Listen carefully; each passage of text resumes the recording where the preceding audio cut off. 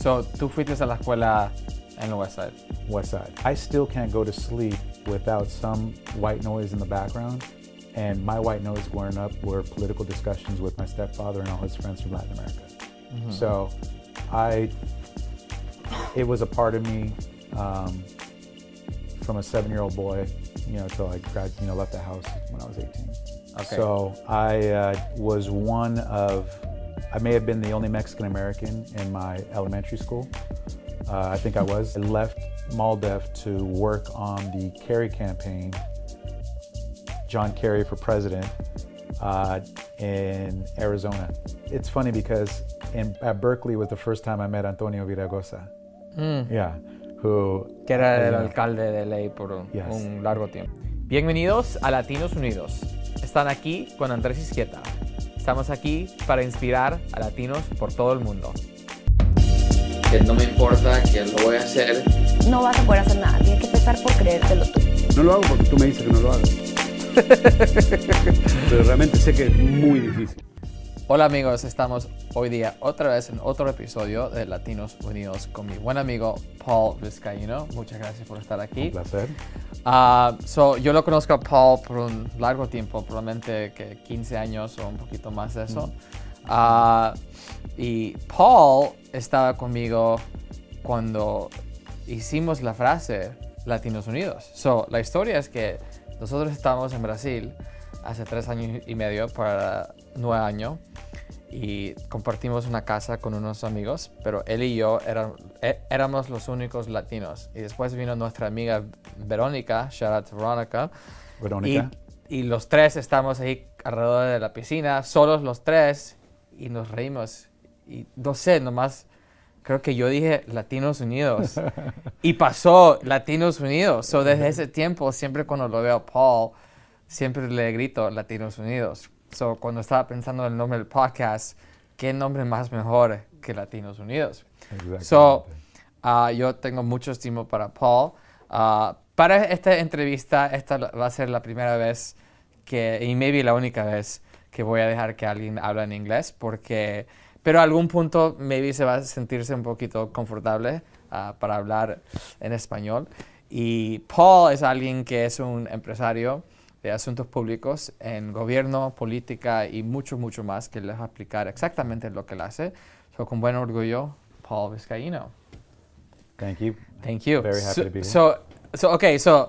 Yo voy a preguntarle la pregunta en español y Paul va a responder en inglés. Y si él se siente confortable a un punto, cuando ya practique el Spanish un poquito, él va a hablar maybe un poquito en español.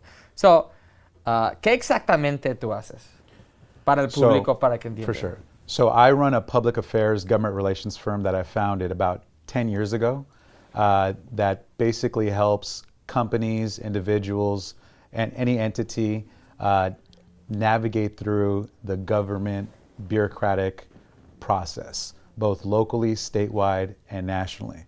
So we've had the pleasure of working with Adidas, Red Bull, Airbnb, Live Nation, Lifestyle, Rob Dyrdek, Black Eyed Peas, a number of different incredible clients that we help push their initiatives, help them achieve their projects and their goals, and help offer political strategy if needed to help them get their campaigns through the process successfully. Increíble. Yeah, a lot of fun. ¿De dónde es Paul Vizcaino? I'm from LA, born and raised. My mother was born in Mexico, in Tijuana, and she came over when she was 8. My father was born here in Los Angeles, and he's also Mexican American. And I was actually born in Bellflower, East Side, props to the East Side. I was raised on the East Side till I was about 7 years old. Okay. Parents got divorced. Okay. Mom remarried, and I moved to the West Side, which was a whole new world. We made it back. We made it, yeah, exactly. So, as you can imagine, it's a whole different world, East Side to the West Side. It's a whole other world, otro mundo. So, ¿Cómo te cambió tu vida en ese punto? Man, so many. Y tú creciste hablando español en la casa, ¿verdad? A veces, con mi mamá y mi padre, pero con mis hermanos and hermanas. Sí. So, La familia. but socioeconomic status, completely different. The opportunities on the west side versus the east side, completely different. The quality of education we received, night and day.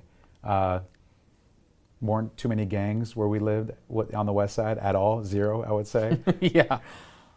Many on the east side, where my whole family still lived, except for my sister, my mom, and your I. immediate family. My cousin, my mom, my sister, and I.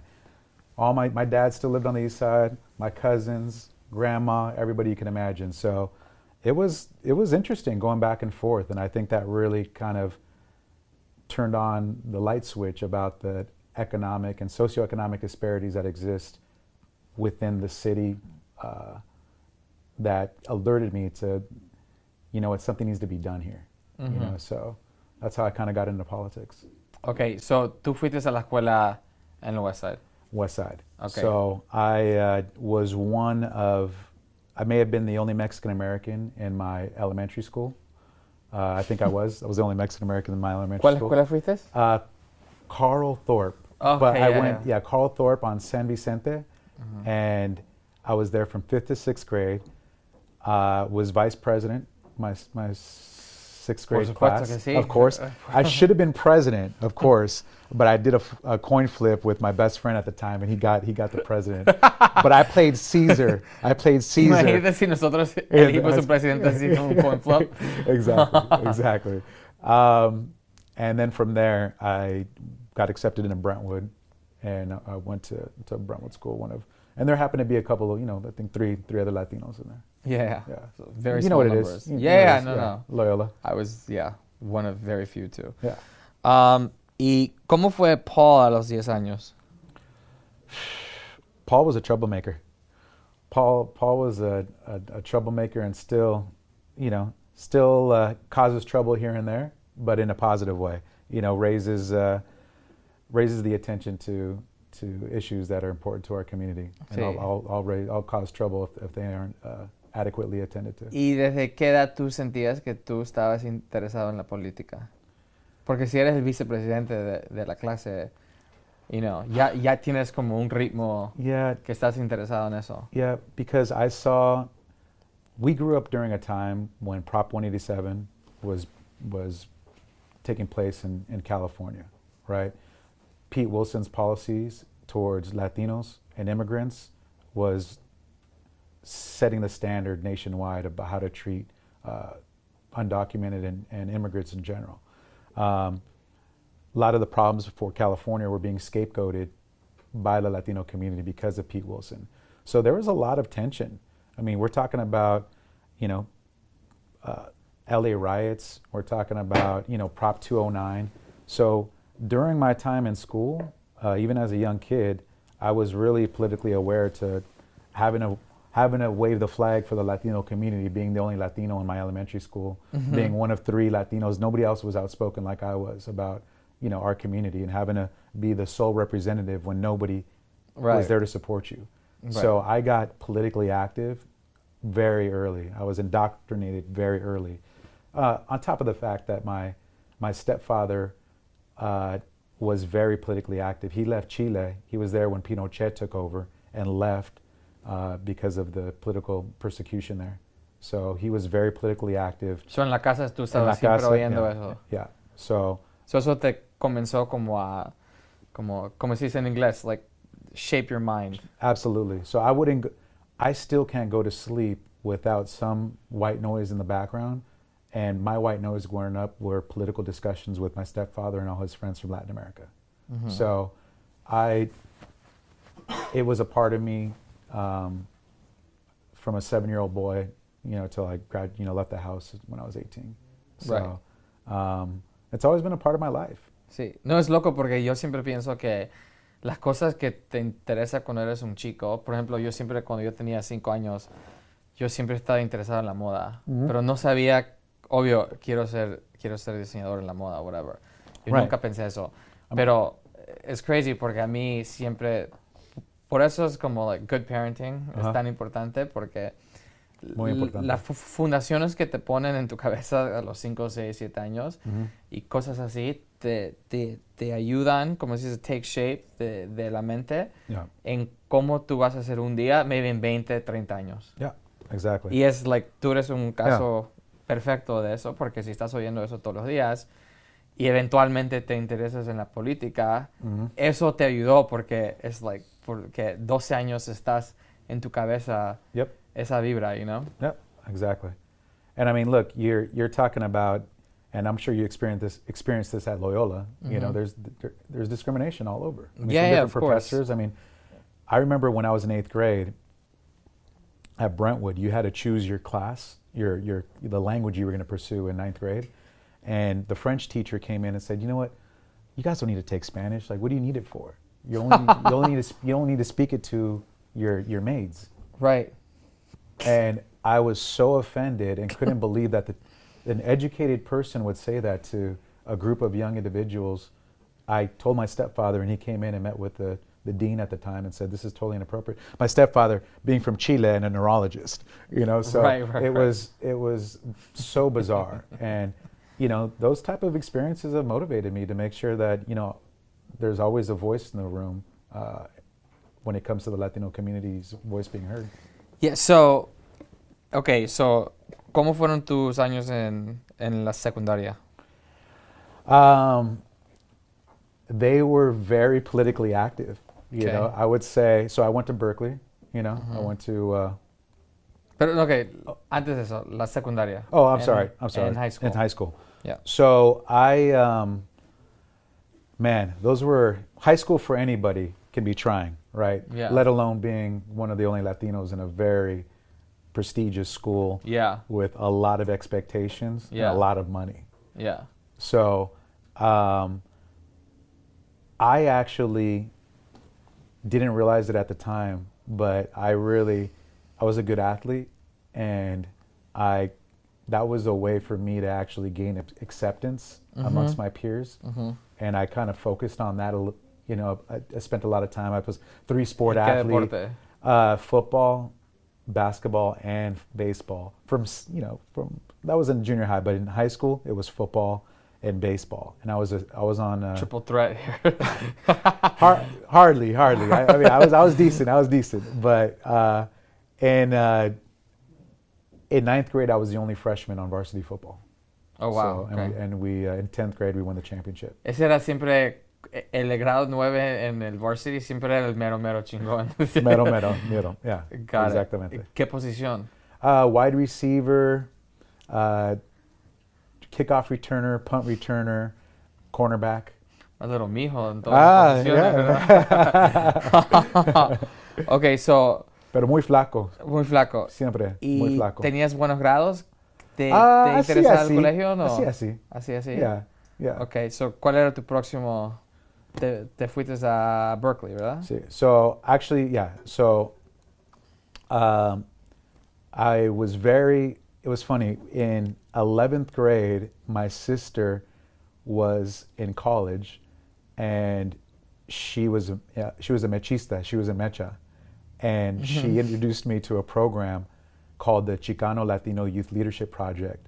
That is a program that accepts 110 young Chicanos, Latinos in the state of California, sends them to Sacramento to teach them about politics and how to organize your community. En el grado 11. En So el grado tú tienes 11. 16, 17 años. Yeah, 16 años. Okay. And, ¿Y cómo fue esa experiencia? Increíble. ¿Por Yeah. cuánto tiempo era? Por una semana. Okay. Yeah. ¿Y qué te enseñó eso? It was incredible. We would have elected officials from Sacramento teach us how to register people to vote, what to ask your college advisor for, or your high school advisor about colleges, how to organize your local community around issues, parent-teacher organizations. It was organizing 101. And I made a lot of great friends there. I was vice president again of the conference. ¿Por qué no presidente? I know, a good Another friend of coin mine. flip. a good friend of mine. He spoke better Spanish. And so it was incredible. everybody there who attends the conference goes to, 4-year college and, Ivy Leagues, and everybody does very well. But I've maintained those relationships since. But that's I started young in politics. That furthered my interest in politics, and I knew that I wanted to give back to my community, and no matter what I did, I wanted to be active to make sure that whatever I do. ¿Por qué? Because it was for better or worse, I saw that it was my responsibility to leave the door that much further open for the folks behind me. Because the reason I was even able to get into certain schools and be successful was because I was mentored by these programs, these different advisors that educated me about the walkouts, Cesar Chavez and the UFW, the Chicano movement, and so forth, that enabled us to take part in the civic process and vote. Right. So. Y encima de eso, porque ¿qué pasaba si tu mamá no se movía al West Side cuando tú tenías 7, verdad? Porque también eso, maybe el resto de tu vida está eso atrás de tu cabeza, ¿verdad? Porque tú nunca sabes, like, hey, my path se va ahí o se va allá. Yeah. Todos nuestros paths, it's kind of predetermined by God. Yeah. That's how I feel. Yeah. Pero obvio, cuando lo estás, hey, te tienes que mover, hey, es West Side, es algo súper diferente, es día y noche, ¿verdad? 100%. Growing up, because my mom, she ended up marrying my stepfather, a neurologist. Yeah. I thought I was gonna be a doctor. I would be in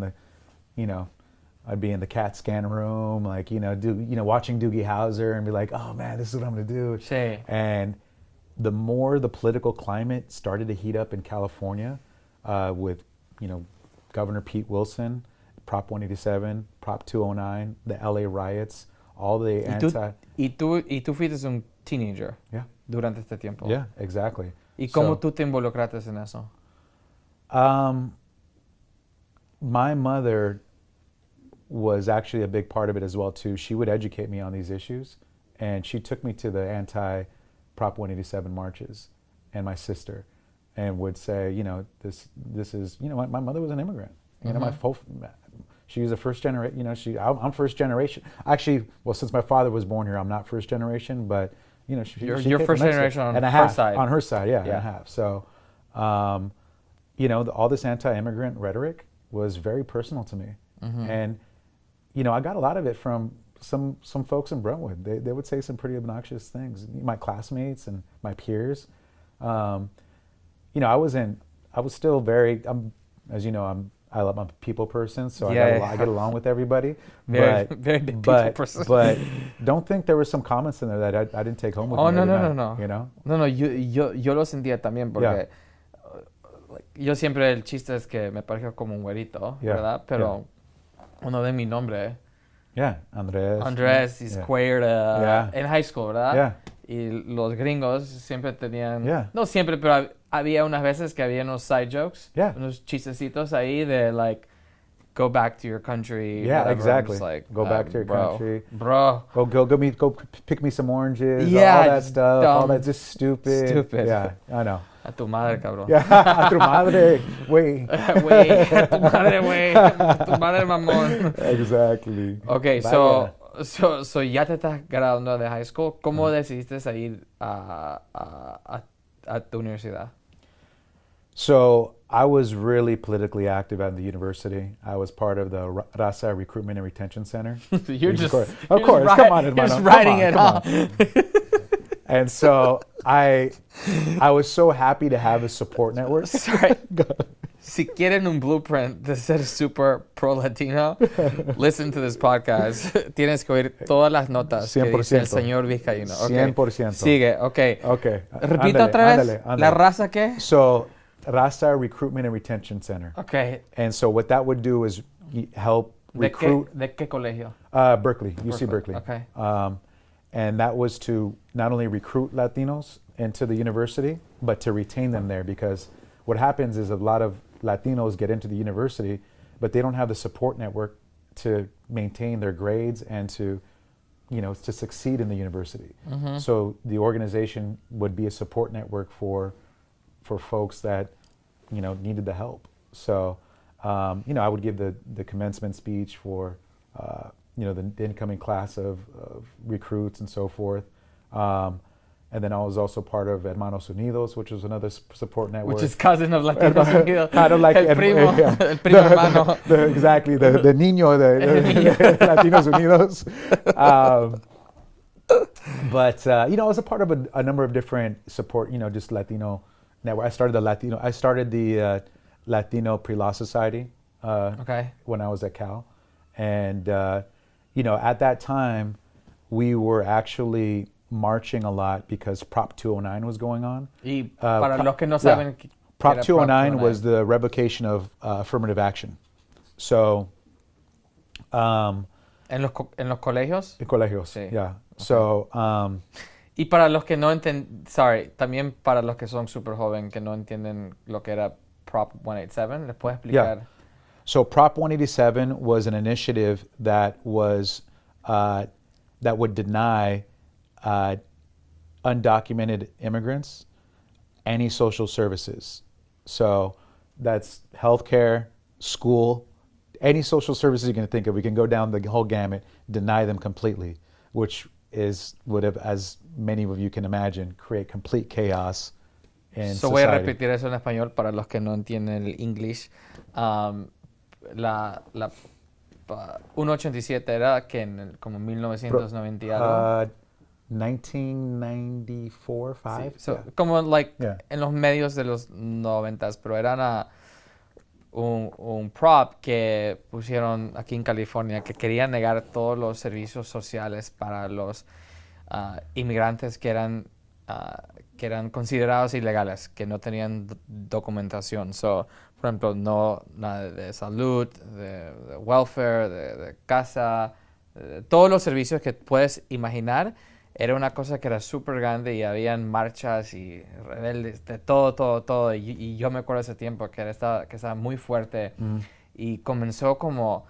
Esa es una de las primeras veces que yo vi públicamente que estaba,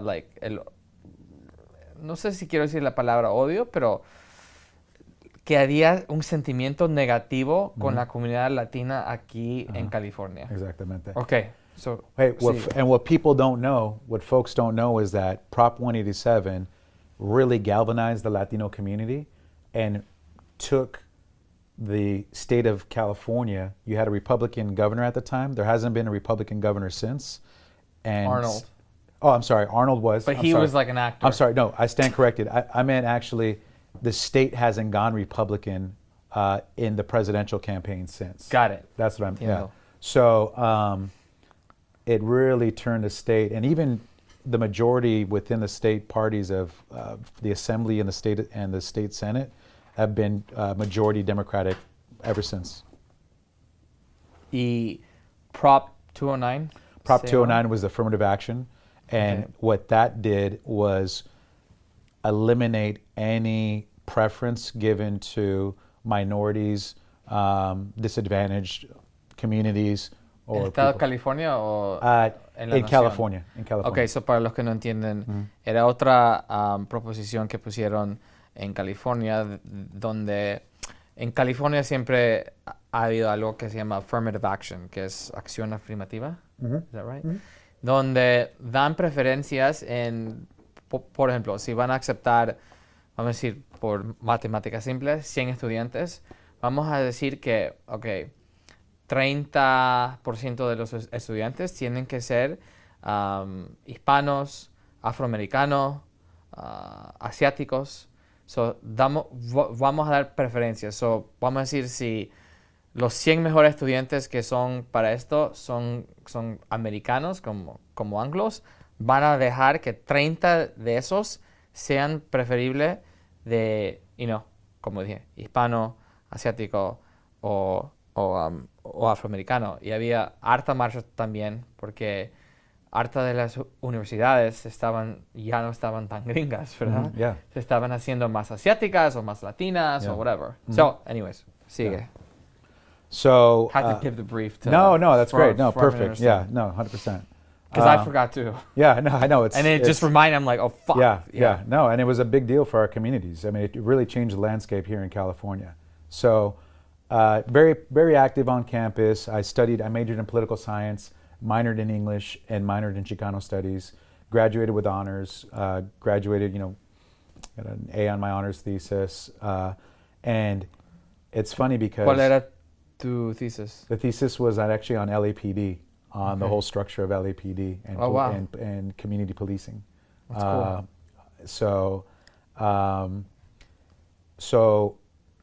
from Berkeley, we were organizing so many marches on campus. A lot of my colleagues and a lot of my students and friends were getting arrested. I didn't know how to get them out of jail. I didn't know what to do.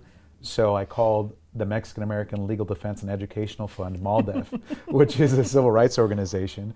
Okay. That has been... Y se arrestaron porque estaban marchando.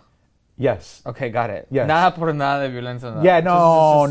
Marchando. No, non-violence. Nada de eso, okay. We've always been nonviolent, based off of the farm worker movements and Cesar Chavez nonviolence and Martin Luther King, and so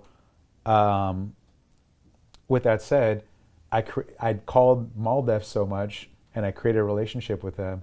They offered me an internship the moment I graduated. Okay. And MALDEF was the premier civil rights organization in the U.S. fighting on behalf of the civil rights of Latinos. Got it. Okay. So that was my first job, my first gig out of Cal. En LA, en San Francisco. LA, okay. in downtown. So regresaste a LA de después que graduaste.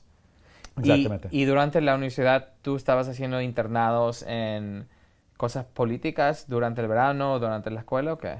Yeah, I would, actually, it's funny because at Berkeley was the first time I met Antonio Viragosa.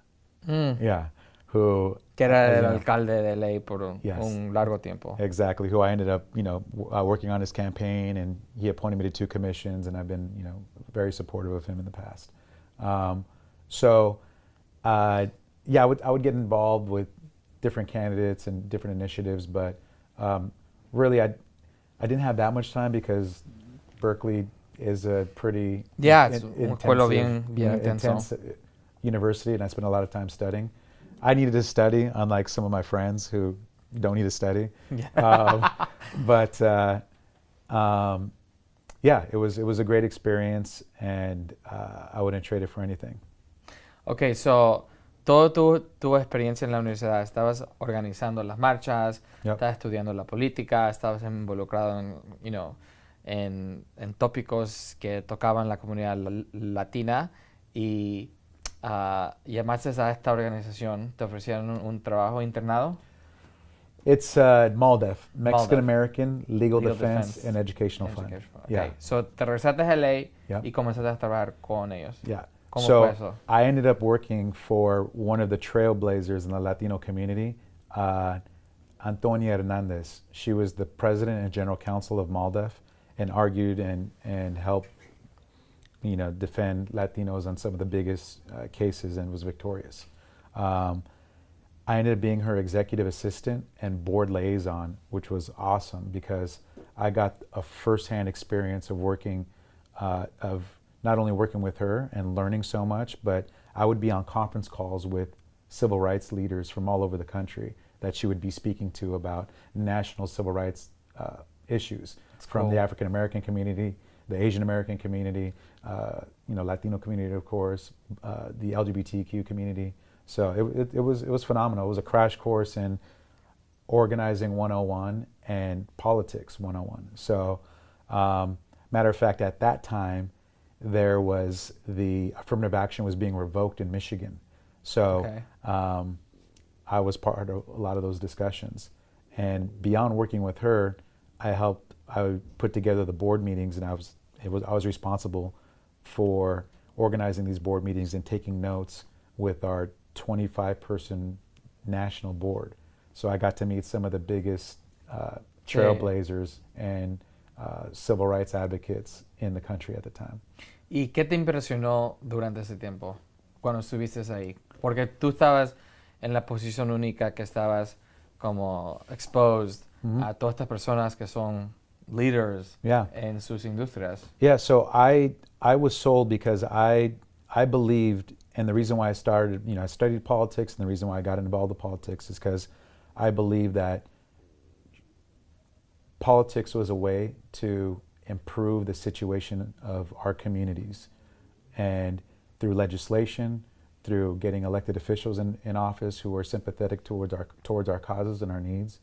And so I learned a lot from these folks, and how they maneuvered and interacted with different elected officials, different policymakers, and so forth. So I was just a sponge absorbing all of this, from the lawyers that were involved to kind of the organizers who were hitting the street, organizing parents and teachers and students around higher education issues in the Latino community. So I had a crash course at the premier civil rights organization for Latinos in the country. It was crazy. awesome. I loved it. ¿Y por cuánto tiempo estuviste ahí? I was there for 2.5 years. 2 years, and 2 years. 2 years, and then when I left, 2 años, and after that I joined the United Farm Workers, the legendary organization, founded by Dolores Huerta and Cesar Chavez. I left MALDEF to work on the Kerry campaign, John Kerry for president, in Arizona. So I left to really work on my first campaign, and I was in charge of LD 25, which is Legislative District 25, which is Tucson all the way south to Nogales. So Juarez, you have Latinos Unidos. Latinos Unidos. You're talking about Heavy. And it's a Republican state, right? It's a Republican state. John McCain ran. Right, Very, John McCain, of course. very, very heavy, Republican state, and we wanted to lay the foundation. Wait, so tú fuiste a United Farm Workers o fuiste a Kerry? On behalf of the United Farm Workers. On behalf. They recruited me. So that's what happens on campaigns. Okay. The Democratic Party will turn to their natural allies like unions and ask for them to send. Yo no sabía eso. To send representatives to come help out with the campaign. So tú fuiste a trabajar con United Farm Workers. Yes. And vis-a-vis ellos te fuiste for the a campaign. trabajar para Senator Kerry. The Democratic coordinated campaign. Yeah. Got it. That's Yeah. cool. Yeah. So así se hace el rollo. Yeah. Siempre. Siempre. Hasta hoy día. Uh-huh. So, cada fiesta política, Republicans, Democrats, whatever, tienen sus allies. So, farm workers, MALDEF, Unions, whatever. Uh-huh. So, ellos tienen sus allies, los republicanos tienen, the Their gun allies. association. Gun probably. NRA. NRA. Right, exactly. Yeah, exactly. Okay, wow. No sabía. Okay, so sigue. So I was responsible for. I learned something new every day. No, it was amazing. It was amazing, and I through the training of the UFW, I was successful organizing and turning out big numbers and big, support for John Kerry. ¿Y era mayoría la comunidad latina ahí? ¿En esa región o no? Yes and no. In Tucson, it was very diverse. It was, white, Latino, and when you got down to Nogales, puro Latino. Sí. So, it was a mix, but that was the beauty, right? I think folks like the beauty of I think folks like you and myself and a lot of people in our community is that, well, being Latino is very important to us. We also are able to transcend socioeconomic status, color lines, and organize and work with peoples of all identities. So that's what a campaign will do. It forces you to interact with everybody and learn those communication skills to get people to be involved with their. ¿Cuál era la parte más difícil de ese trabajo? ¿Cómo?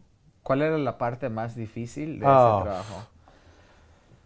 Más difícil es. Porque, en mi opinión, el trabajo político es uno de los más difíciles porque todo es político. Everything is fucking political. Yeah. No puedes decir esto, tienes que decirlo de esta manera. Ay. I would say the most difficult thing is to stay calm and eyes on the prize. It's really quick to be distracted by the rhetoric out there. Right. But as long as you know what your objective is, and you've got to realize. I learned in college. You've got your saints, your sinners, and your salvageables. Your saints being those that are going to come vote for you, that are on your team, and that are ready to go. The salvageables are people who are kind of 50-50. That you might, you want to spend 90% of your time getting your saints out, maybe 10%, 20%, depending, salvageables. Sinners don't even spend any time on. So, right. So people who are barking at you, people who you'll never change their mind, do not waste your time on that. When you're on a campaign, it's hard because you get distracted. Like, no, you got to listen to me. This is why. There's certain people you're going to waste hours, days, weeks, months trying to educate, that'll never change their mind. Es buen consejo para todas las personas que quieren entrar a la política y también buen consejo para hartas personas que en negocio.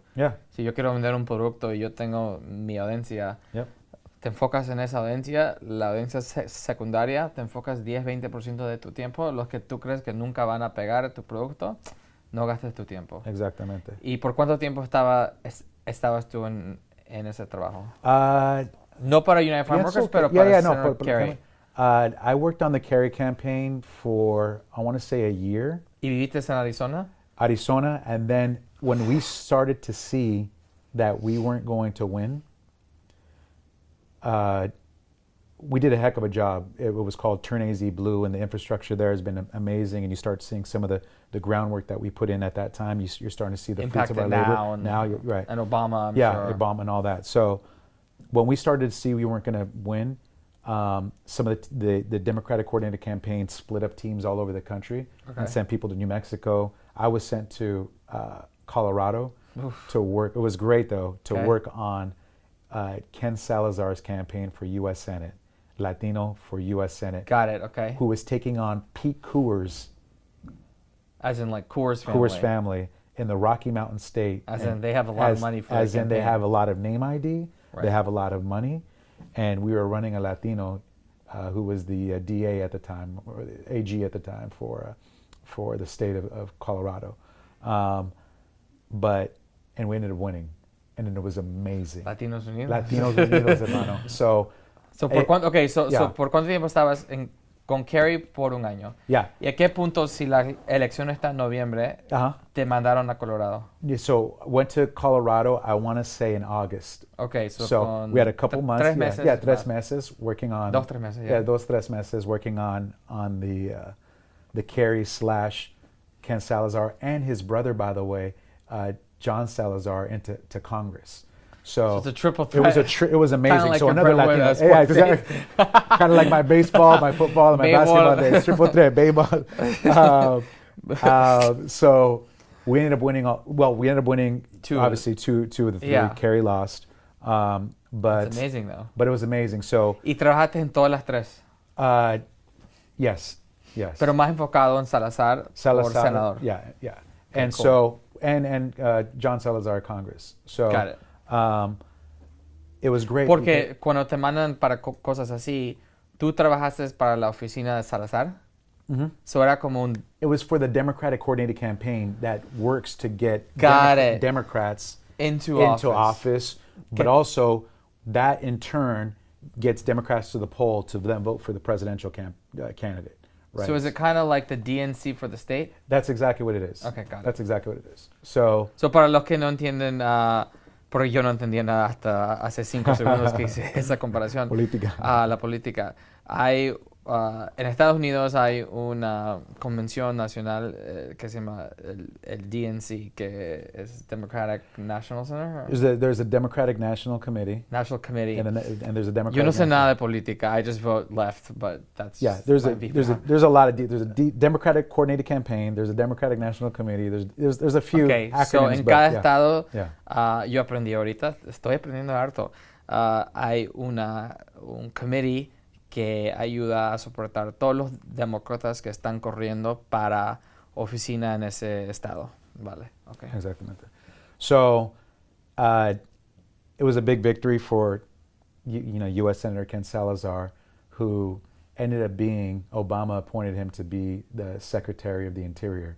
Oh, dope. So you had a Latino who was the Secretary of the Interior. Hot. And he, amazing. Yeah. And he wrote my letter of recommendation to law school.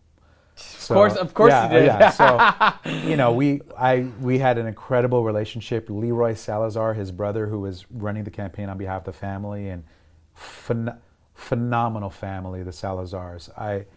I can't speak higher of them. They were just phenomenal, hard-working, down to earth, salt of the earth, gente. So it was an amazing experience, and I have a lot of respect and love for the Salazar family. So ya ganaron la yeah, campaña. Yeah, and Party. puro party, and Puro then party. we went to after that. I came back to Los Angeles, and I helped Antonio Villaraigosa out for his campaign for me. Okay, so eso es 2004, 5? That was 2004. 2004. And then 2005, yeah. ¿Y la elección era en qué año? It was 2005, I believe. 5. Yes, because the Kerry was 2004. Yeah. So ¿cuál era tu posición ahí? Or Kerry. When Kerry was 2000. Kerry was 04. Yeah. I helped out. I didn't. There was no title. I was there to. ¿Y a este punto tú tenías un trabajo o ese era tu trabajo? I was there on behalf again for the United Farm Workers. I was working. Got it. So estabas trabajando por los United Farm Workers. Exactly. Got it. Okay, so cool. One of the beautiful things about it was during Antonio's bus tour during the final Get Out the Vote weekend, right before the election. I was, as a UFW employee, you always have to rock that UFW eagle, the pin. Yeah. And so during the bus tour, I set up the tour in Boyle Heights, and Newsweek. It ended up being featured in Newsweek. It was the centerfold of the Newsweek Latino Power issue. I'm right behind Antonio. Mayor Antonio. Me acuerdo de eso. Yeah, with the Estaba en tu Facebook, with the UFW pin right here. Yeah. With me right over Antonio's shoulder, walking him down Cesar Chavez Boulevard. Yeah. Introducing him to all the vendors along the street there. But I was very proud, and the president of the United Farm Workers, Artie Rodriguez, was happy to see the UFW pin right over the next mayor's shoulder. Right. So, ¿por cuánto tiempo trabajaste en esa campaña? A few months, yeah. Okay. I would say 5 months. ¿Y qué aprendiste? ¿Cuál es la diferencia para trabajar para una campaña así? Porque estabas trabajando en dos campañas que eran nacional y de estado grande. Muy diferente. I can sleep in my own bed. Right, that's true. Yeah. I know a lot of local folks. It's interesting because it's your backyard. So, when it's in LA and it's local, like I said, you've got family out here, you've got friends, you really know the issues, you're that much more passionate about it. Whereas you're working abroad, you're having to introduce yourself to everybody, tell your story, which is really important, which is a skill set when you're working in campaigns in other cities, other states. I learned that your story leads to a connection, and connection leads to action.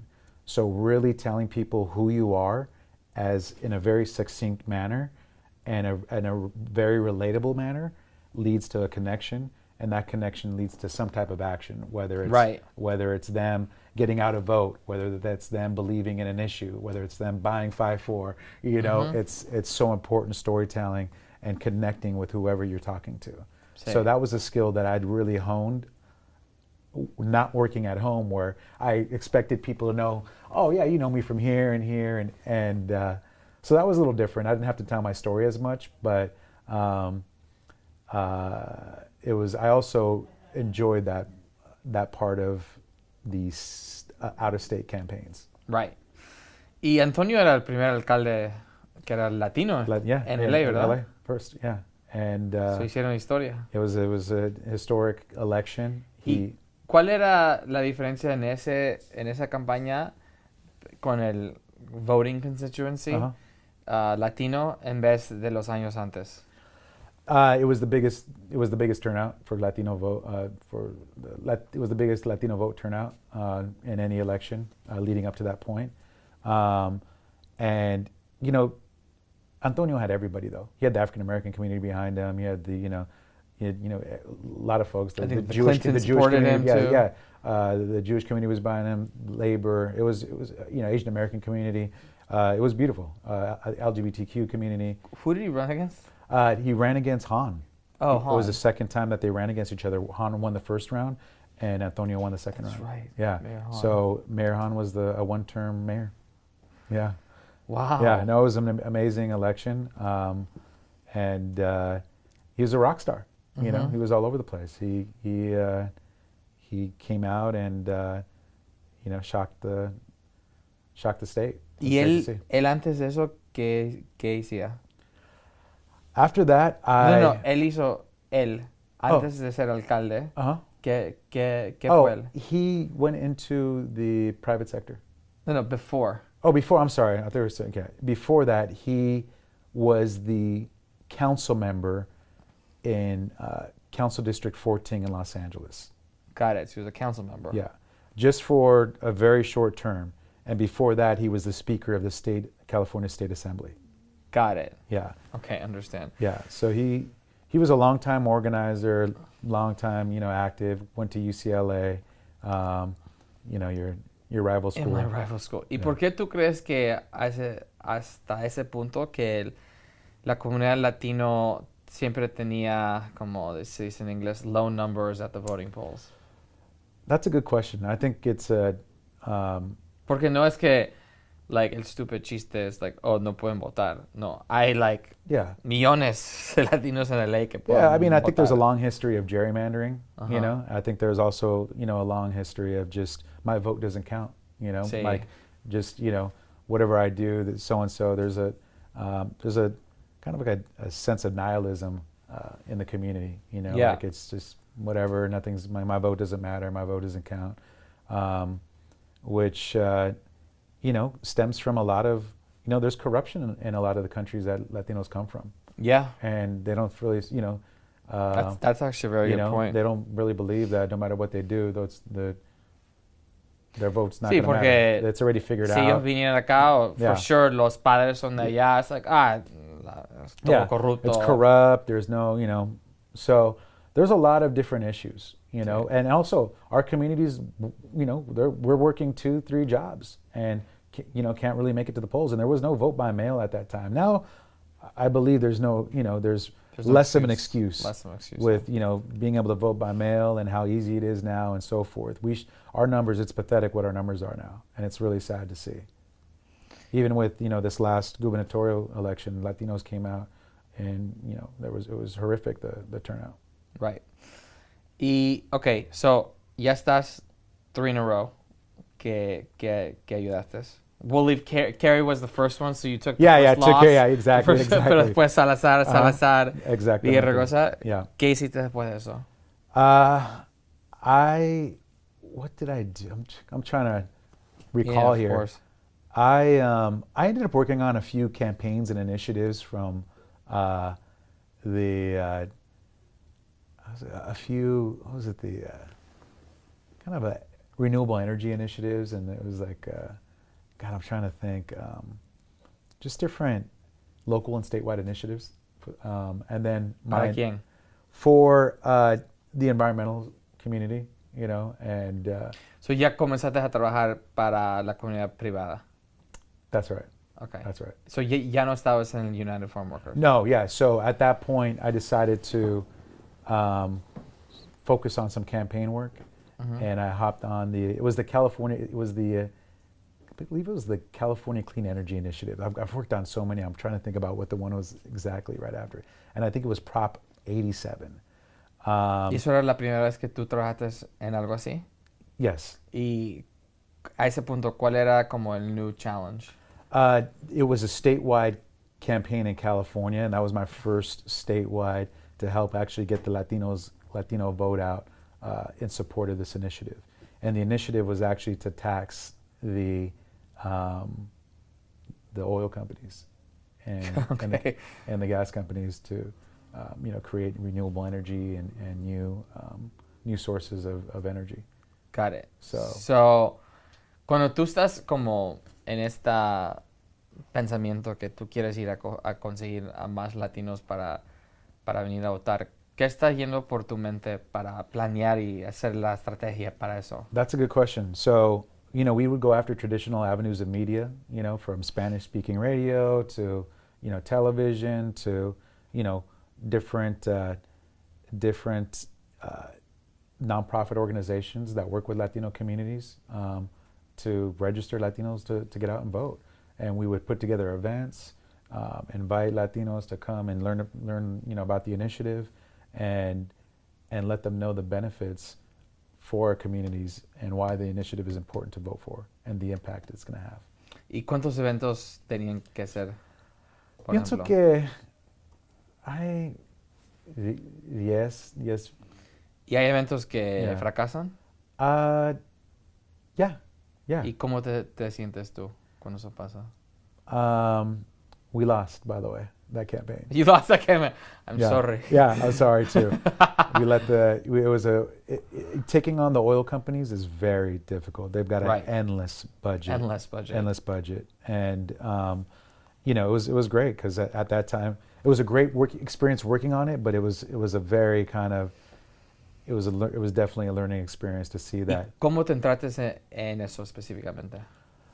Like, Do they call you? Do you apply? Do they recruit you? they knew who you they were knew who from who the I was. picture in the VRS. Exactly. Who's that guy? Who's that guy the UFW with pin? that Exactly. pin? Oh my God. Yeah. Okay. Yeah. So I got recruited. Okay. Yeah, just your reputation, just like, who do we work with in the fashion, who's doing great things, or people think Andres. So Right. your prior work creates your own resume for you. And I was recruited to help out. So after that, I was joined Councilmember Jose Huizar, Of course. to help him. Councilmember Jose Huizar was he actually, when Antonio left that council seat to go become mayor in Council District 14, Jose became fill those shoes. fill that spot. Got it. So he was up for a special election to maintain his seat, and oddly enough, his district director decided to run against him, which is unheard of. It's like your staff tells you, "I want to be CEO." Right. Yeah, I should be CEO, and tries to get everybody to Right. agree that they should be CEO. So at that time, he wanted me to run his campaign and be his campaign manager, but I think he saw I'd have better value within the office at City Hall to help out with constituent services, and I don't think he could really trust his whole staff at the time, given his district director hired everybody. Right. So there was a lot of people who were loyal to him, but I think there was some doubts about some certain folks. So I ended up working at City Hall for about 8 months, almost a year. And it was an incredible experience because I learned the whole infrastructure of City Hall and how the whole bureaucratic process works locally and the importance of constituent services, learned all the key players within, the city and community leaders, and it was incredible. At that time, Antonio Villaraigosa had appointed me to my first commission as well too, I ended up becoming the vice president of the Quality and Productivity Commission, which I was one of the youngest commissioners. What does that mean? Yeah, one of the youngest commissioners in the city. Primero, nos explicas qué es una comisión. ¿Qué es el propósito de la comisión? A commission is a appointed position by an elected official, whether it's a council member, a mayor, a governor, you go through the gamut, a senator, an assembly member, to oversee. It's kind of a community oversight position. Sure. So I was appointed to help oversee the Quality and Productivity Commission, which looked at the best practices within the city and would apply them to different city departments. So looking at what the Bureau of Sanitation did on a certain project and how those processes can be adopted by another department that may help the city run smoother. So that was what our responsibility was in the Quality and Productivity Commission. Got it. And so it's an honor. It's it's something that a lot of people go after. There's a commission for the Department of Water and Power, which is a very big commission that oversees the largest municipal-owned utility in the country. There's a commission overlooking LAPD, Police Commission, LEFD, Fire Commission. So there's a number of great commissions. But with that said, I was working for Jose, Councilmember Huizar at the time, and we ended up on my free time I would work on his campaign, and we ended up winning that campaign. That's a full-time job, the commission job. The commission isn't a full-time job. Okay. It's you don't get paid. Okay. Yeah, you don't get paid. I got paid to be at City Hall. Got it. And then when I was on my free time, when I was off the clock, I would go work on the. Got it. Pay your dues. Yes. Keep paying your dues. Well, I wasn't forced to, but I wanted to help the council member out. And Right, make of sure course, that he of was making sure he ¿Y ganó? Record. It was a record victory in CD14, which was always a battleground. A very highly contentious elections were always ran in CD14, and Councilmember Huizar won by a record number. So Latinos Unidos. Latinos Unidos, it was amazing. So ¿Y cuál parte de la ciudad era eso? that's Bowl Heights, Okay. downtown, Okay. El Sereno, Eagle Rock. So todo eso es un distrito. One district, Council District 14. That's a very Latino. It's a very Latino district. So Highland Park, it's one of the most sought after districts because of not only the diversity, but also it now has downtown, which is one of the biggest in the city. The most important, one of the most important, arguably, financially, in the city, yeah, financially of in the course, city. Yeah. Wow. Okay. So después de eso.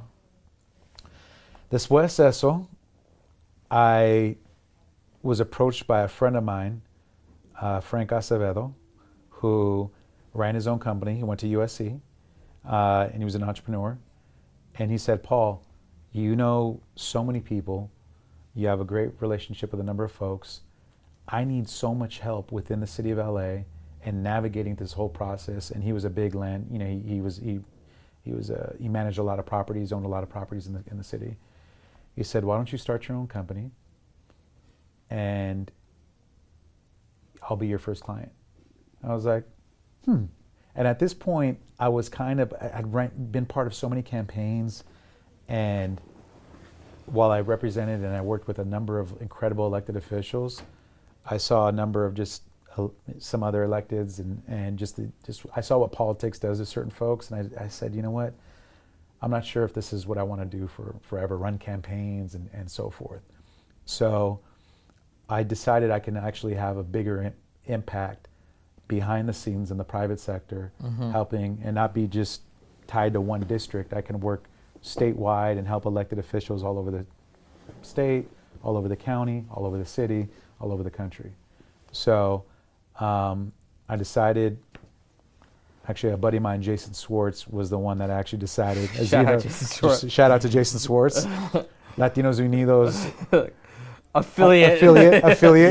He was there for the Jewish affiliate. He was there in Brazil during the for the birth of the name. Yeah.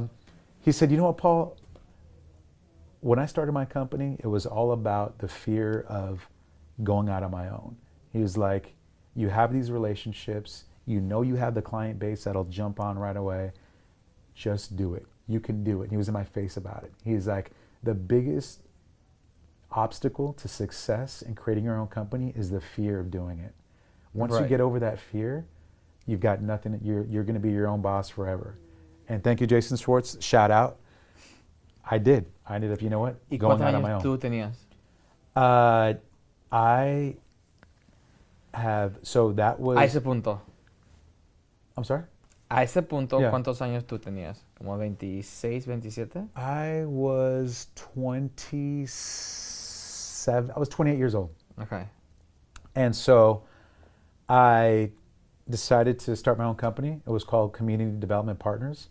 And my buddy was my first client, like he said. He let me operate out of his office. And after that, Gary Richards was my second client.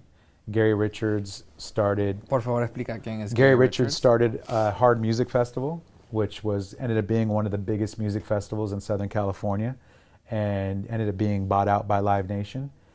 My third or fourth client was Rob Dyrdek, and props to Jason Schwartz again. Shout out. He had introduced me to your friend, my friend, Jamie Larner. Your friend, Mr. Larner. Mr. Larner. Oh man. And Jeremy Larner. And I remember I went to the Oscar de la Hoya Mayweather fight, the first one, and it happened to be at Rob's house. I got invited. And Big Black, rest in peace, was there. Bam Bam. They had a viewing party. They had a whole viewing party. Got it, okay. And I was there, and I was the only brown man, only grasa there. Brilliance. Brown brilliance. Watching the game, rooting for De La Hoya. And I was like, right. man, like, I got Big Black, I got Bam Bam. I was like, I'm going to keep my mouth shut and just kind of like lay back and observe. But that was the first time actually I met Rob, and got to spend some good time with Jeremy. And so that was before I started my company, just before. So shortly after I started my company, I get a call from Jeremy Larner, and he says, look, we've been trying to get, and Jeremy Larner was Rob Dyrdek's manager at the time. Rob was shooting, he had already been shooting Rob and Big. Y para los que no saben quién es Rob Dyrdek, Rob es uno de los skateboarders más grandes del mundo, que él se como evolucionó más como una personalidad de cultura, tiene y ha tenido como 5 o 6 de los shows más grandes de MTV mundial. So Rob ahora es más como empresario de diferentes cosas, desde skateboarding, de productos, de zapatos, de ropa, de comida, de todo. Super entrepreneur. Yeah. And so I get a call because Rob is about to open up his first skate plaza for the public in Los Angeles, and he was trying to get a hold of Mayor Villaraigosa's office, and Monster and DC, his sponsors, weren't successful. So Jeremy Larner says, hey, I know somebody who knows the mayor, and he calls me, and the same day that he called me is the same day I got Rob in front of the mayor, and the next day we got Mayor Antonio Villaraigosa to... That was on TV. That was on TV. Yeah. We got Mayor Antonio Villaraigosa to Rob's kickoff that MTV was filming. It was this first skate plaza. Mayor Villaraigosa gets on the world's largest skateboard and says, skateboarding will never be looked down upon in the city of LA again. Crowd goes wild. The current president of the city council, Herb Wesson, thank you for the support, gets on the skateboard as well too, with the mayor, with Rob. Huge success. Huge. After huge success, after the event, Rob says, you know what? I'm building you an office at the Fantasy Factory. You're coming to work for me. So I ended up getting rid of my office and moving to the Fantasy Factory and running my company, Urban Strategy Group, out of the Fantasy Factory over the next 6 years. Pero tú todavía trabajabas con Gary Richards. Yeah, I still had my own company, but Rob was one of my clients, and he enabled me to, run. I was doing so much with Rob, but I still had my other clients from, Live Nation, Red Bull, Soho House, Nomad, City of Los Angeles, you name it. So we. Okay. So ahorita dijiste muchos nombres grandes. Yeah. So me explicas exactamente, por ejemplo, porque el trabajo que tú haces para Aline en real estate, para el primer man Frank Acevedo, así se llama, es diferente que lo que vas a hacer para Live Nation o para Hard y diferente lo que vas a hacer por Soho House. So me explicas, por ejemplo, por cada uno exactamente lo que tú haces. Absolutely. So I help each of my clients navigate the bureaucratic the red tape, the bureaucracy that is City Hall, that is the state, that is the federal government. So, for instance, with Rob, I ended up building helping him build 24 skate plazas throughout the country, and I believe 12 or 13 here in Los Angeles. And what that requires is putting together a public-private partnership with the city and Rob. So if the city was putting up funds, finding matching funds to build a skate plaza, and finding pro bono design, and getting the resources needed to have an incredible opening.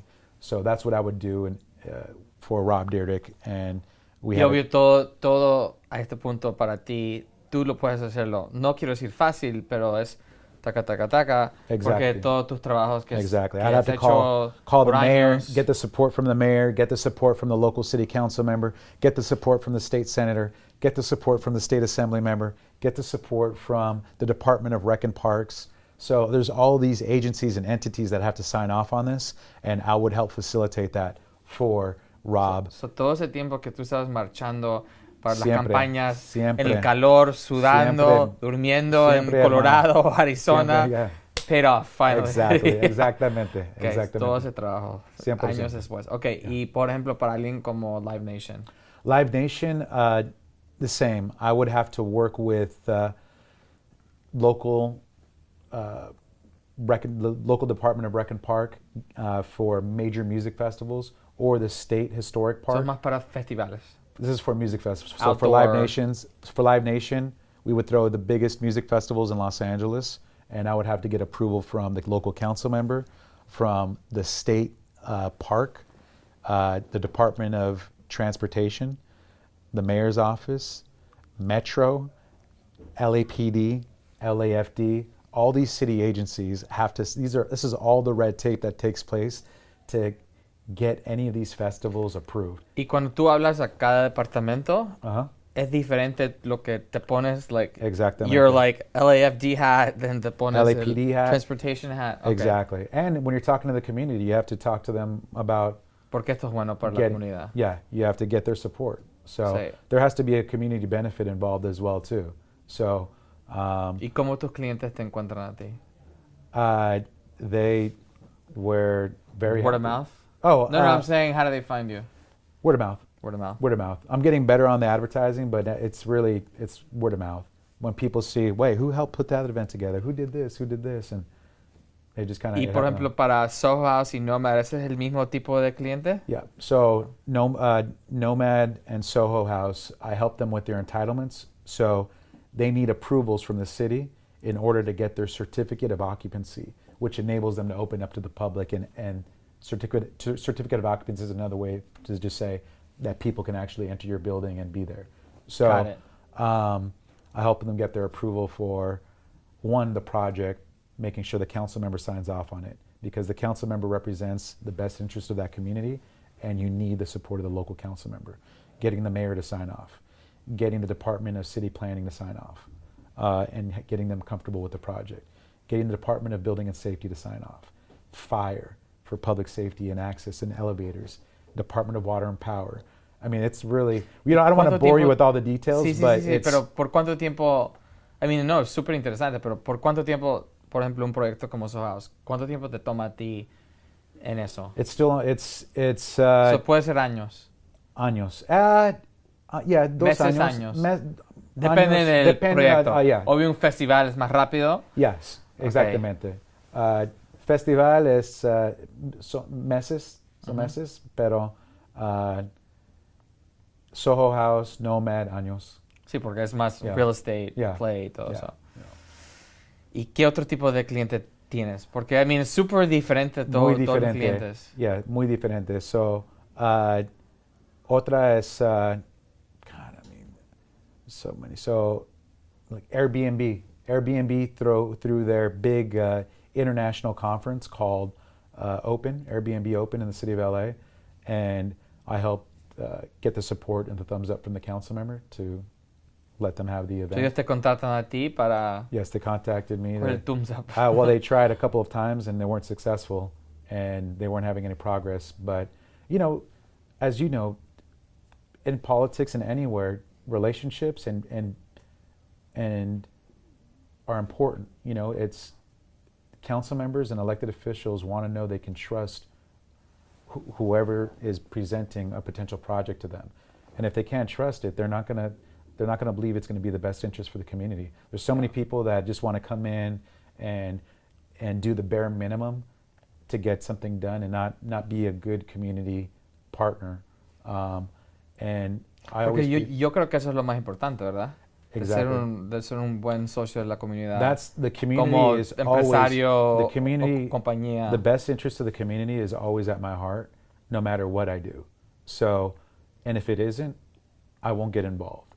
So, building up that reputation of making sure, whether it's hiring locally, whether it's giving back to the community, whether it's homeboy industries, whether it's a local nonprofit that's doing great work and having a great impact on the community, I want to help build those partnerships with people who want to come in and actually do an event, build a high-rise, whatever it may be.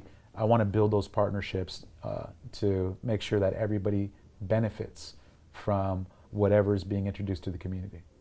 Súper increíble. Yeah. ¿Y tú crees que si tú no oíste a tu amigo Jason y a Frank Acevedo, que Yeah. maybe tu carrera se iba a irse más como en la política? You know what, that's a good question. Porque es like, una persona te puede cambiarte la dirección de tu vida. Yeah, You know? yeah. Porque él te cambió Yeah. la dirección. So dice, hey, te voy a pagar, te doy oficina gratis, and just work for me. Yeah, so I'll tell you Y this. eres mi empleado. Yeah. You set up your own company, Yeah. but you're like my consultant. 100%. So they definitely had an impact on me going out and building my own company for sure. But I always, I was already in politics, so there's no, by the way, getting in the government relations, public affairs world, there's no roadmap to it. Like I wasn't in Berkeley or growing up saying, hey, I'm going to be an advocate. I'm going to be an advocate for, initiatives, for nonprofits, for developers, for, music festivals, for fashion companies. I didn't grow up thinking like, okay, that's what I'm going to be as a professional advocate. I backed into it because I got involved in the politics to change the world. And I utilized those skills and those relationships and applied them to the private sector.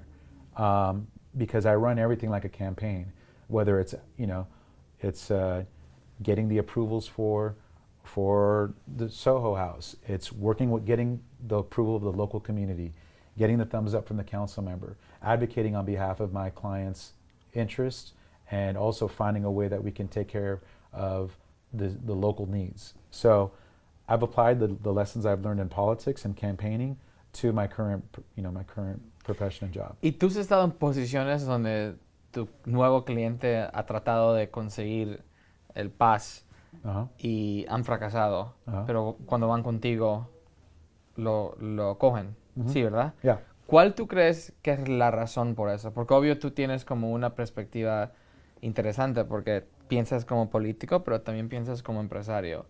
So, porque tú me dijiste como Airbnb Yeah. fracasó like 3 veces para coger Yeah. el permiso, pero tú lo cogiste. Yeah, because like I said, I think it's the trust that you build, and so many people come in, but you have to understand, when you're an elected official, everybody has to pitch you something, and you get burned over and over again. Right. But if you but there's certain folks that follow through with what they're going to say, and you establish a trust of like, hey, they've done good work in the community. If they're going to get involved, I know that they're going to see the best interest of the community through. Right. And so, it's I think it's relationships. It's such a big part of everything that we do. I know there's certain folks that you decide to work with, and you have relationships all over the world. They work with you for a reason because you're the best at what you do. Right. And so, I think it's a little bit of that. I don't know if there's any more. I think it's a track record that you establish, and that's why reputation is key. Yeah. Reputation is so key that I hate to see folks that are just one-hit wonders and they just want to make as much money on one thing and then never, ruin their relationships and kind of ruin the fun for everybody else who follows them. So many people in our age and just now do that.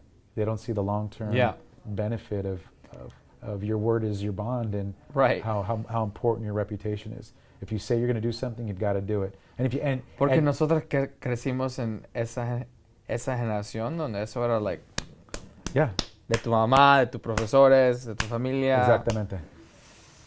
¿A qué punto tú sabías I'm fucking good?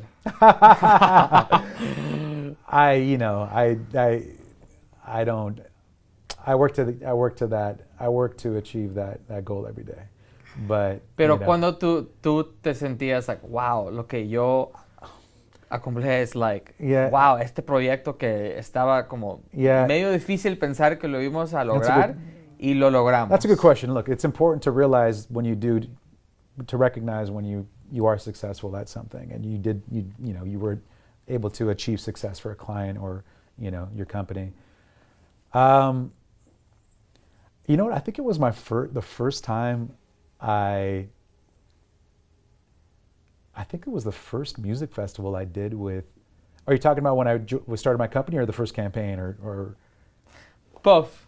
Yeah, well, the first campaign, I guess the first campaign you won. Yeah, first campaign we Salazar. won. But even when the one we lost, I knew we were doing great. Right. Like I measure success differently than, even though we lost Carrie, like the amount of people we got engaged into the civic process and to, got them to vote, and the foundation we built for the next election and so forth, I felt great about. Right. So like, it's not much. Which was the most important election of our time as of now. Exactly. So like, it wasn't anything like, it's tough because I measure success in so many different ways. It's, connecting, one, it could be connecting with, connecting community, the youth in the community to get more civically engaged. That's a victory.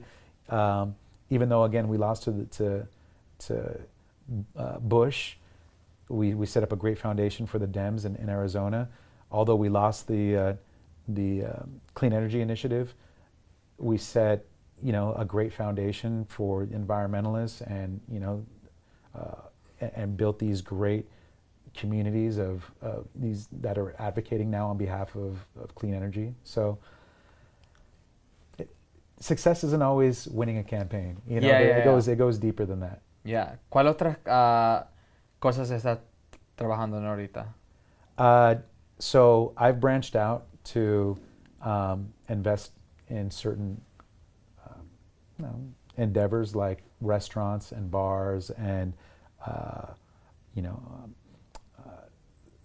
I've been actually involved now in some tech stuff that our friend Paul, our mutual friend Paul, is involved with augmented reality. Yeah. So I don't doing it. I'm kind of all over the place. Okay. So with the restaurant, I've been really blessed. I'm an investor in Rosso Blue. Okay. Which I still have to go, by the way. You still have to go, please. Like, it's been last year, Hollywood Reporter had us the #1 restaurant in LA. Okay. The Rob Report, which is, luxury magazine, it's an amazing magazine, ranked us #3 this year in North America in restaurants. Jonathan Gold ranked us #10 on the 101 list. So, you know what? It's funny. I feel I've got to get over this hump, but like, you didn't really know I had a restaurant. I need to start letting folks know. Look, which I feel weird saying because I'm only a 10% investor in it. Whatever, I'm an investor in the restaurant. Yeah. But still part of it, and still. Yeah, of course. So it's diversification. Diversification. I'm one of the only Latino on there. There you go. That's It's an Italian investor. restaurant, That's an right? investor. It's an Italian restaurant, Northern Italy. Okay. Yeah. ¿Qué consejos tú tienes para las personas que quieren entrar en la política? Vamos a decir, yo soy un chico de 22 años, recién me estoy graduando de la uni. ¿Qué le dices tú a ellos? Like, what do you need to do to get in? Yeah, no, definitely. That's a good question. I think that you have to really identify what you're passionate about. And you really have to believe and be passionate about it, because, as you know, people are going to see right through you if you're not. You don't really get involved in politics if you're not passionate about the topic, the initiative, the issue. So I would say really learn to tell your story and why you're involved in the issue or in the campaign that you're involved with. For instance, my name is Paul Vizcaino. I I'm here on the Kerry campaign because I believe that John Kerry best represents the issues that are important to my community, such as immigration, education, healthcare, and I'm here to make sure that, just an example, right? That's not the story, but that just, I'll vote for you. yeah, exactly. make sure you have it down and make it succinct and make sure that you connect with people, because like I said, connection leads to action, and that has been very important to some of the success that we've been able to have. But most importantly, just get out there, get involved, learn the issues in your community, be active. You can't get involved in politics and stay at home. Learn what's going on at your local, neighborhood council meeting. Learn what's going on. Go to your local representatives' townhouses. Read. Stay engaged. Most importantly, get out and vote. That's what I would say. Y para ti, cuando tú reflejas, ¿cuál era, por ejemplo, de tu carrera, el tiempo que era más como que aprendiste lo más? Como you were just like a sponge, and you were just sort of like... Yeah. Man, God, I've learned so much from so many people. But if you had to tell me one experience where you came out a different person. You know what? I would say my first experience that I came out a new person was working for the Mexican American Legal Defense Educational Fund, MALDEF.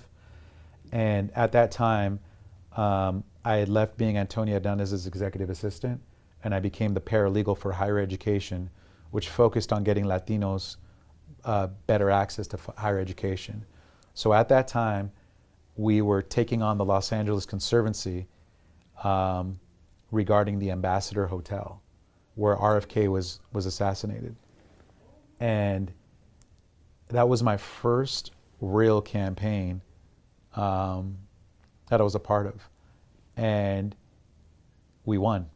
We had to work with the local school board. Actually, Councilmember Jose Huizar was the president of the school board at that time. Uh-huh. So that was my first interaction with then President Huizar, president of the board Huizar. But it was incredible because I was working in highly immigrant communities in Pico Union, Spanish-speaking communities, and we were working with parent-teacher organizations and associations to organize them to demand from LAUSD that they choose the option that was best for the local community that was so poor in schools. All the kids in that local area were being bussed out to Palisades, West Side, North, the Valley, and they didn't have access to local schools. So there was no real good schools locally, and we wanted to turn the Ambassador Hotel into a K through 12 learning institution. And the Los Angeles Conservancy wanted to restore the hotel and limit the amount of students that would be able to attend. And while I appreciate the Conservancy's efforts, to me it wasn't more important than the education of our kids. Of our youth, yeah. So the fact that we won, and kids to this day, and it's one of the best schools in LAUSD and one of the most beautiful Kennedy, schools. Right? It's the RFK through. It's the It's Robert F. beautiful Kennedy. school. Yeah. Yo fui como 3 veces, increíble, It's an precioso. incredible school. So that's State of the art, It's todo. the side of the former Ambassador Hotel. So that was my first campaign. I was the political director, working with Norma Vega. Shout out, and the whole MALDEF team, and actually Frank Acevedo.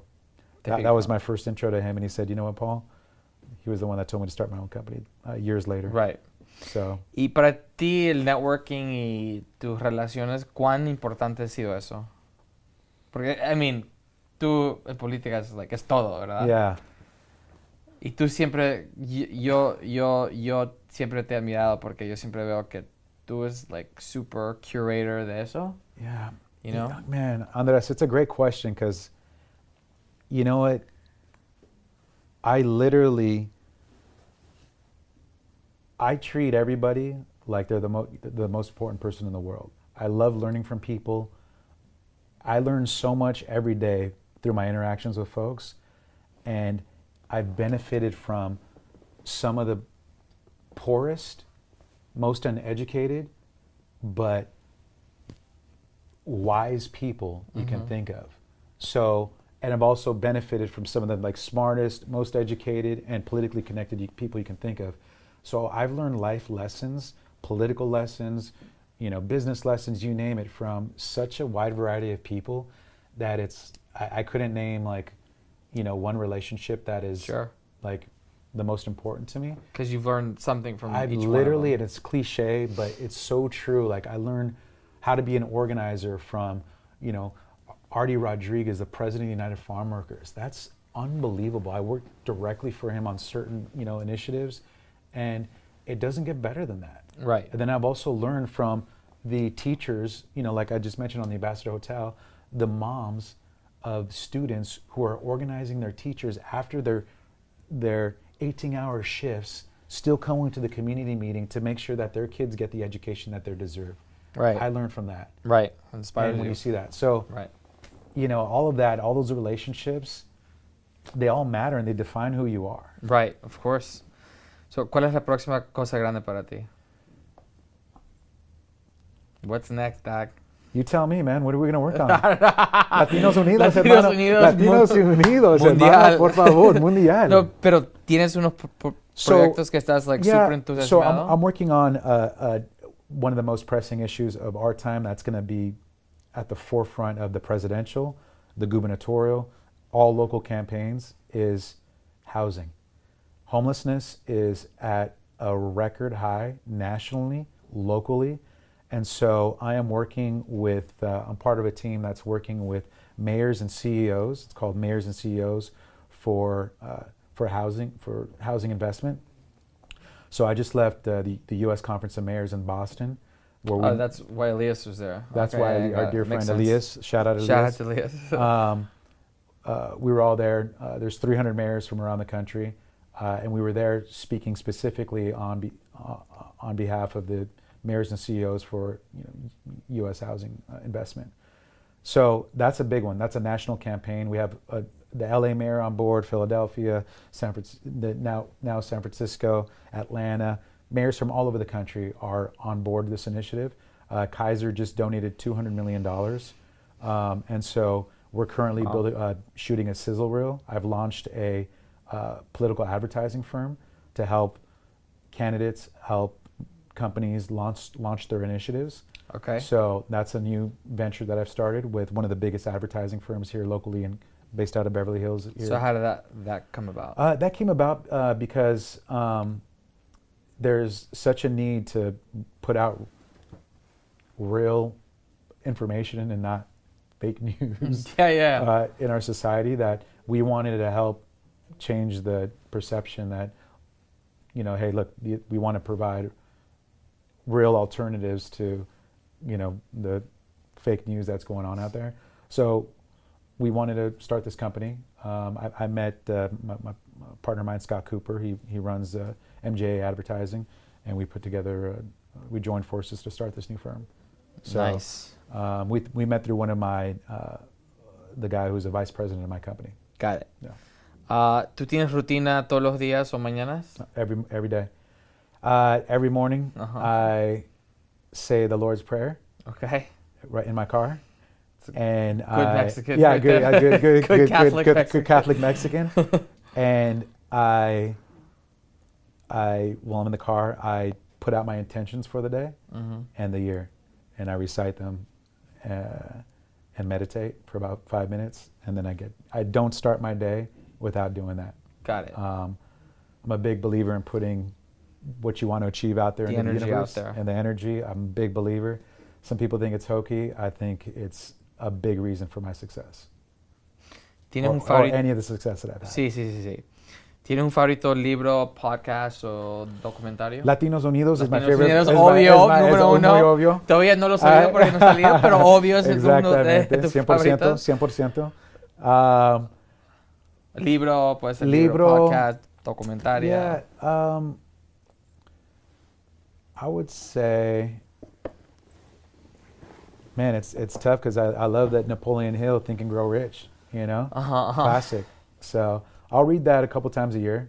So I would say that's a book that I love to read, because that's also in the same vein of giving doing whatever it takes to achieve your dream, and staying 100% focused.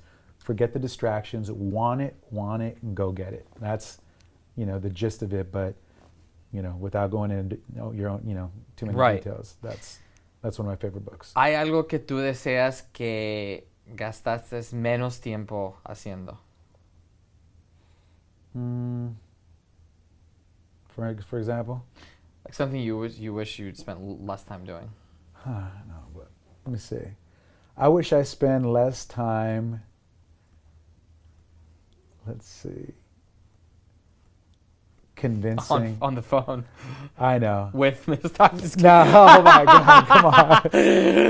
Very inside joke. Inside joke here. Thank you. Let's not get into the personal. Let's not get into the dating life. So. Oh my God. I would say I'd spend less time in traffic and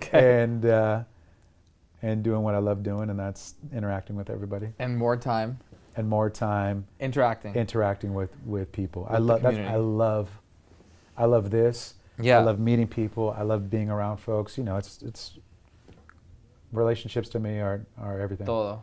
¿Cuál es tu favorito fracaso? Tu favorito. What's yours? Hace 6 años y medio, la compañía estaba en ¿cómo se dice? En the dumps. Y un día pensé del club, no sé, algo me pasó, vino una energía y en 5 minutos hice la idea, la escribí. Y el fracaso no era un evento, era porque se fue arriba la compañía, después abajo. Yeah. Y a veces cuando estás en tiempo de como desesperación, es cuando tu mente está la más abierta, porque no tienes nada que te está pegando. Yeah. So estás fuck, I'll do anything, ¿verdad? Yeah. So puse una idea que era media hairbrain y le dije a mi partner, a Dee, yo creo que vamos a hacer esto. Y Dee, súper visionario también él. Yeah. Él es, that's a cool idea. Uh-huh. Okay, let's do it. Y la hice y... Shout out honorary Latino D. Brown Brilliant. Brown Brilliance. Y sí, y eso es lo que it kind of saved the company. Yeah, no, it's... Y eso es por esa razón estamos hoy día aquí, por esa razón tengo un equipo de contenido que podemos hacer esto. So. Ándale. So yo creo que eso era mi favorito. Yeah. So mine, I would say, branching out into community outreach. I would do a lot of advocacy as my company. My company focused on a lot of advocacy campaigns and so forth, but government contracts, let me focus on that. Going after, kind of government contracts, which no matter what recession you're in, the money's already been allocated for that. So that helps keep you afloat no matter what. I'm talking about if you're asking me as a company. Yeah. If you're talking personally, different, but sure. Company-wise, when we started going after government contracts, it was a big deal for us. Yeah. Okay, so the question though was, what's your favorite failure? Fracaso. Yeah, I know, but I was thinking because. But okay, good to know that that's one of. But your you know what biggest I was wins. thinking? I know, but I was thinking, okay, fine. Biggest failure. That's why. Company? Are you saying company or personally? Both. Career-wise. Career-wise. Biggest failure career-wise. That's why mine was because the company was failing. Yeah. I came up with the idea of the club. Yeah, and I was thinking okay, well, during the downturn of the economic times, Sure. going after the government contracts. But Got it. but you're right. It wasn't a failure, so to speak. I would say biggest failure would be not starting my company earlier than I did. I should have you know what? I learned a lot in the last part. My biggest failure was actually partnering up, which I didn't get into in this. Before I started my current urban strategy group, I partnered up with a national government relations firm, and I partnered up with, it was fine that he was Republican, it was a bipartisan firm we were starting, but it was the wrong partner, and everybody disliked him, so did not like working with him. And identifying the right partners is so important. Yeah. I was so excited, like, oh, it's a national firm, you know, I'll be a partner in this national firm opening up the West Coast operation. It's going to be amazing. The guy fought with everybody, and I was so blind. I just said yes to it because I saw the great opportunity, but I didn't really get to know who I was going to be partnering up with, or who they made me partner up with, because the national was fine, but the partner they chose for us, it wasn't the right fit. And so it was so bad, I ended up leaving, and all the clients came with me. Got it. Yeah. So anyway, long story short. Para enfocarte otra vez como en tus trabajos, like, how do you regain focus? That's a good question. I struggle with it every day because there's so many things going on, from music festivals to initiatives to to land use to Latinos Unidos to cannabis. You know, I'm involved with cannabis now because my cousins are some of the biggest cultivators in Southern California. It's tough. That's a good question. That's a struggle every day. It's important not to spread yourself too thin, as you know. I mean, you're involved with so much. I mean, at what point do you say, you know what, I'm not going to go after that next shoe line? Or, I mean, I think when you see your work starting to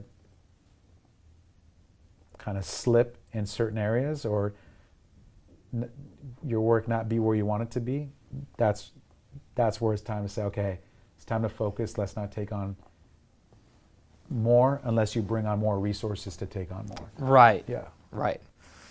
¿Qué consejo tú le das a Paul hoy día? ¿Tienes 37 años? ¿38? Man, I was trying to keep it a secret, but yeah. I mean, Latinos, yeah. we age well. okay. We age well. We age well. Brown is beautiful. Brown brilliance. No, pero ¿tú qué consejos le das a alguien?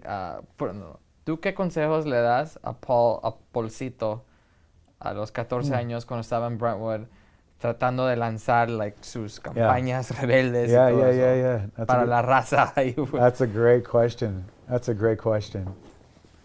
Don't let what other people think about you define who you are. Okay. You know? And I think we do that a lot when we're at that age, right? People's perception of you, like, oh, am I cool enough? Am I, right. Am I,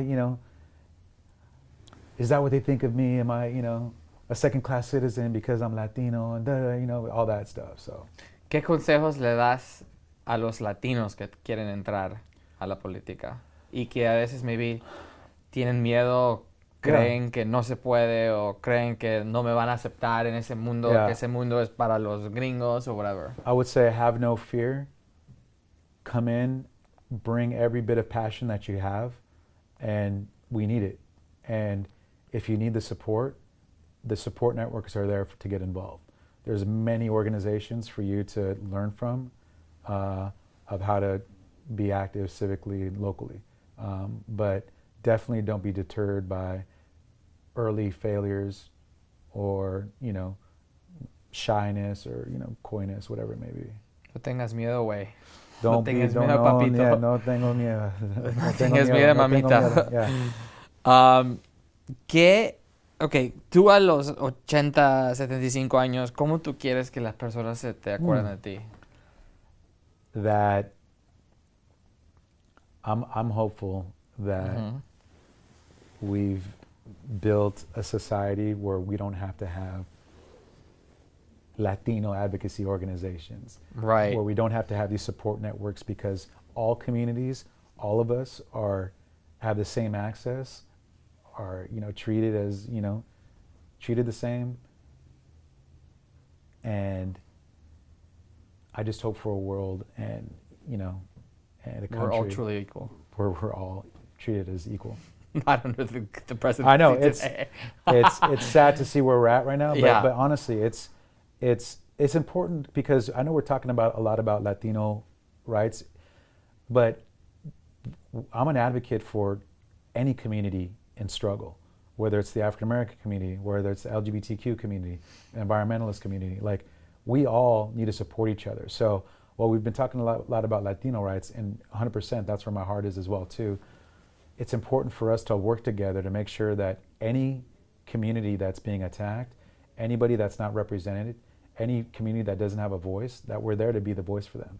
So beyond just the, Latinos, I hope when I'm 80 years old, I can look back and say the efforts and the foundations that we've laid down, whether it's politically and getting people to go out and vote and being active and being a part of their communities, has improved that situation enormously.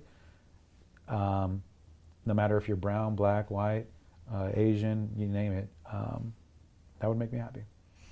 Ok, ¿tienes algo que quieres promover?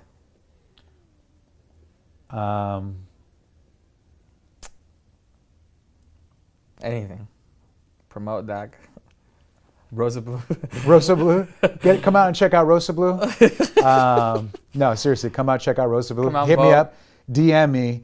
Let me know if you need a reservation, or if you want to have, At Paul Vizcaino. At Paul Vizcaino. Vizcaino.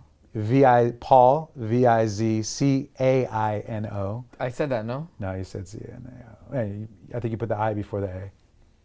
Vizcaino. Vizcaino. Vizcaino. You're close. Vizcaino. Yeah, Vizcaino. I'm sorry. I would say make sure you are active in your community. Make sure you get out and vote. And make sure you tune in to Latinos Unidos for the next podcast. Boom, boom. Una pregunta más. Paul, a los 75 años, ese man que tú quieres que las personas se acuerden a Paul como una persona que ayudó a llegar a ese punto. ¿Qué consejo Paul a los 75 le da a Paul hoy día sentado a los 38 para llegar a ese punto? Hard question, Dak. What the 38-year-old would say? No, Or what would the 75-year-old say to the 38-year-old? 38 to get to where he wants to go? Huh. Today, right now, with the Mr. Cartoon socks that you have With on. the Mr. Cartoon socks representing the Stance Collabs, Mr. Cartoon. Shout out. I would say stay focused and keep your eyes on the prize. That's the biggest thing.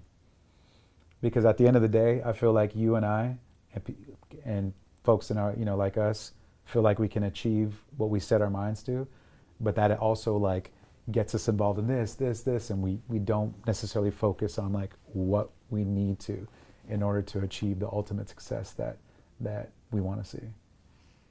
Y ahí estamos. Aquí estamos, papi. Ok, so, muy interesante. Yo no sabía mucho esto de mi amigo Paul. Siempre en cada episodio yo aprendo tanto de otras personas y también a la misma vez me inspiran. So, a mí, Paul, yo siempre lo conocía a Paul como mi amigo que era super pro latino, pero no sabía como su background y su historia en detalle como hoy día lo aprendí. Y es alguien que obvio, que es súper sencillo, que viene del corazón, que viene con el pensamiento que quiere ayudar a la comunidad. Porque él dijo que en todos los proyectos que él toma, que la comunidad es primera. Y si no está bueno para la comunidad, él no va a estar involucrado y él no va a poner el nombre de él porque su reputación es súper importante. Y yo creo que eso es algo súper importante a los chicos que están ahí, hasta los adultos como nosotros. Es funny, estoy diciendo que somos adultos ahora. Pero la reputación, tus relaciones, todo eso, porque él es ejemplo perfecto de alguien que trabajó súper duro, encontró su pasión temprano en la vida. Y él no lo sabía, porque a los 7 años estaba viendo el papá, el padrastro, y en el colegio hacía estas cosas, las campañas, taca.